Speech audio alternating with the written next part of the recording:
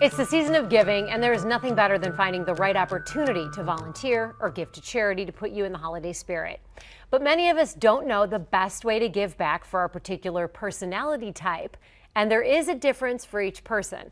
Author and blogger Laura Wells McKnight is here with some suggestions, and these are based on some different personality types that you've broken down. Right. So it turns out that there are 3 social impact personality types. And that just means your own personal preferences for the way you do good. Okay. So just like there are 3 personality types, not just one, there are actually 10 ways to do good.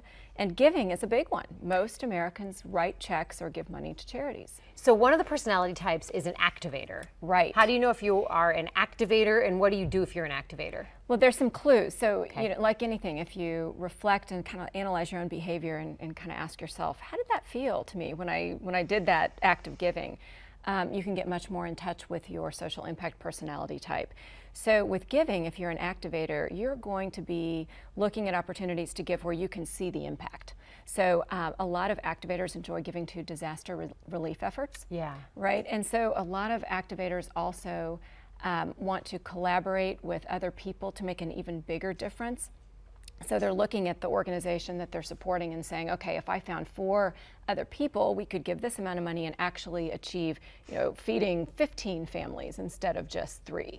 So they're looking for impact. What defines a connector? Well, just like it sounds, a connector really enjoys doing good or giving back with other people. So connectors sometimes are really inspired to give to their best friends' charities. So if your best friend supports a charity or is on the board of a charity or was helped by a charity, if you're a connector, you're going to feel an emotional connection to your friend, and then feel an emotional connection to the charity and family. Same thing. You probably, if you're a connector, you really like doing things with your kids with charity because you can get together and it's social, but it's doing good at the same time. That's what connectors like to do.